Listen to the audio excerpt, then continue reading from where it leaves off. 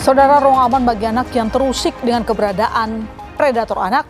Mereka muncul dalam beragam rupa dan di berbagai tempat. Bahkan bersarang di lokasi yang seharusnya menjadi tempat aman bagi anak. Seperti yang terjadi di kota Tangerang, Banten yang membuat masyarakat meradang, saudara. Kekerasan seksual menimpa anak-anak di panti asuhan. Saya garis bawahi lagi, panti asuhan. Tempat yang seharusnya bisa memberikan perlindungan bagi mereka yang tak dapat bersandar pada orang tua, malah justru menjadi neraka. Tragisnya, para predator anak ini ternyata adalah pemilik dan juga pengurus panti asuhan. Saudara, inilah panti asuhan Darussalam An-Nur yang terletak di Kecamatan Pinang, Kota Tangerang, Banten. Disinilah dugaan kekerasan seksual itu terjadi. Di bangunan 3 lantai ini, para anak asuh panti asuhan tinggal. Kalau melihat tulisannya yang tertera, bangunan ini juga diperuntukkan sebagai rumah tahfidz dan TPA. Namun warga sekitar menyebut seluruh kegiatan belajar dipustakan di rumah Sudirman, si pemilik yayasan panti asuhan. Ya, dan inilah kediaman dari Sudirman, saudara, pemilik yayasan panti asuhan Darussalam An-Nur. Rumah Sudirman ini letaknya tak jauh dari lokasi bangunan utama. Menurut warga, selain sebagai kediaman Sudirman, rumah ini juga digunakan sebagai tempat kegiatan belajar para anak panti. Kini, pasca terungkapnya kekerasan seksual di panti asuhan, segala aktivitas di panti dihentikan. 2 bangunan milik yayasan panti asuhan juga telah disegel untuk kepentingan penyidikan. Sejauh ini menurut polisi, jumlah anak asuh yang melapor jadi korban kekerasan seksual di panti asuhan bertambah. Dari semula 7 orang bertambah menjadi 8 orang. Dari 8 korban ini, 5 diantaranya merupakan anak-anak dan 3 orang adalah dewasa. Mirisnya, beberapa korban yang telah dewasa mengaku mengalami kekerasan seksual sejak masih anak-anak. Diperkirakan jumlah korban pun bisa bertambah, mengingat panti asuhan ini telah berdiri selama 20 tahun.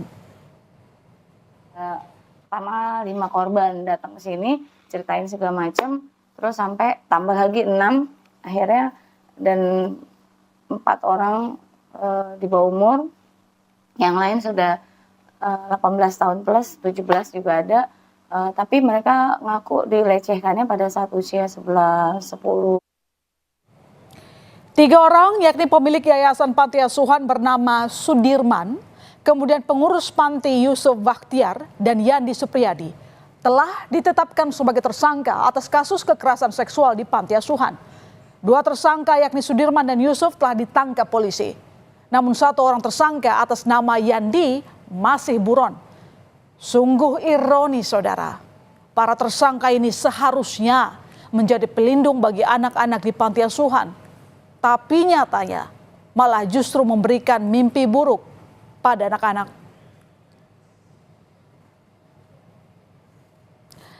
Ya saudara, ini dia wajah dari Sudirman, pemilik panti asuhan Darussalam An-Nur. Sebelum menjadi pemilik panti asuhan, Sudirman diketahui sebagai asisten artis. Sosoknya yang supel membuatnya punya banyak kenalan, sehingga saat dirinya mendirikan panti asuhan, banyak publik figur bahkan pejabat mempercayakan untuk berdonasi, bahkan mengundang anak asuh di panti asuhannya untuk acara amal. Namun tak disangka, di balik sosok Sudirman yang dikenal santun, ramah, dan supel, nyatanya bak serigala berbulu domba. Ia tega melakukan kekerasan seksual pada anak-anak asuhnya. Pelaku kekerasan seksual lainnya adalah Yusuf Bakhtiar. Yusuf merupakan salah satu pengasuh di panti asuhan milik Sudirman. Ada fakta kelam di balik Yusuf Bakhtiar. Yusuf ternyata adalah salah satu anak asuh di panti asuhan Sudirman. Ia ternyata pernah menjadi korban kekerasan seksual yang dilakukan oleh Sudirman. Tragisnya, saat ia menjadi pengasuh di panti, Yusuf justru menjadi pelaku kekerasan seksual di panti asuhan itu sendiri. Antara 2 pelaku ini, salah satunya pernah dulu menjadi salah satu anak asuh di yayasan tersebut dan pernah menjadi korban dari ketua yayasan tersebut, sehingga sekarang menjadi pengasuh dan sekarang dia juga menjadi pelaku terhadap korban-korban yang lain. Dan pengasuh panti yang juga jadi tersangka adalah Yandi Supriyadi. Pria 28 tahun ini keberadaannya masih dicari polisi. Sebelum DPO, polisi menyebut telah melakukan pemanggilan sebanyak 2 kali kepada Yandi. Namun yang bersangkutan tidak hadir. Yandi kini telah masuk dalam daftar pencarian orang. Dalam keterangan DPO yang telah disebar polisi, tercatat jika Yandi memiliki perawakan tubuh kurus, tinggi dan berkulit putih dengan alamat terakhir di Gang Jahe Bojong, Kunciran Indah, Kecamatan Pinang, Kota Tangerang, Banten. Nah, bagi warga yang melihat ciri-ciri seperti foto ini bisa melapor ke polisi. Panti Asuhan Darussalam An-Nur, Kunciran Indah, Pinang, Kota Tangerang, Banten ternyata sudah berdiri lebih kurang 20 tahun.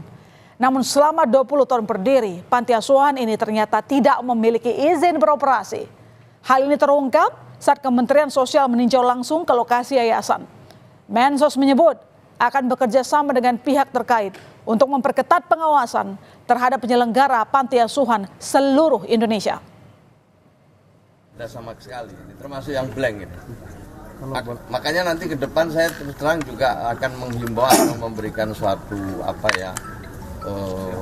persyaratan gitu dalam rangka mendirikan panti asuhan harus mendapatkan persetujuan dari warga sekitar yang dikonsolidasi oleh RT RW. Jadi mendirikan seperti ini harus mendapat persetujuan warga sekitar. Terungkapnya kasus kekerasan seksual di panti asuhan di Tangerang, Banten ini mengejutkan warga sekitar. Lantaran menurut sepengamatan warga, tidak ada aktivitas yang mencurigakan di panti asuhan. Semua berjalan selayaknya aktivitas panti asuhan pada umumnya.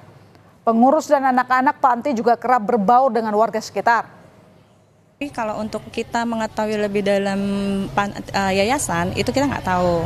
Kalau untuk aktivitas seperti biasa normal, ada pengajian, ada anak-anak gitu, ada anak-anak yang sekolah juga di luar, seperti normal aja seperti biasa. Nggak ada sama sekali mencurigakan karena mereka semua membaur ya sama masyarakat sekitar. Nggak ada yang ada timbul gelagat-gelagat yang mencurigakan kita, itu nggak ada, sama sekali nggak ada. Para penghuni masih dititipkan di rumah perlindungan dinas sosial guna diperiksa kesehatan fisik dan psikologis. Menurut rencana, para korban akan dipindahkan ke balai atau sentra yang dimiliki Kementerian Sosial dengan sarana dan prasarana yang memadai untuk pemulihan trauma. KPAI bersama Kementerian Sosial memastikan pemenuhan hak korban anak, baik itu sisi rehabilitasi, psikis, fisik maupun sosial. KPAI juga memastikan Kementerian Sosial berperan dalam pemenuhan hak-hak anak korban. Sebetulnya di dalam Permensos itu sudah ada satu pasal ketika ada kejadian yang seperti ini, sebetulnya siapapun boleh melaporkan. Selain kepada Dinas Sosial, boleh melaporkan kepada kepolisian, kepada KPAI, kepada Komnas HAM, kepada Ombudsman ataupun lembaga-lembaga pelindungan anak lainnya. Anak memang menjadi sosok yang rentan jadi korban kejahatan. Kasus di predator anak di panti asuhan ini menjadi alarm bagi kita semua untuk meningkatkan kewaspadaan. Penanganan trauma pada korban harus dilakukan secara benar agar kasus seperti ini tidak menjadi siklus lingkaran setan. Mengingat jika salah satu pelaku kekerasan seksual ini ternyata dulunya pernah menjadi korban.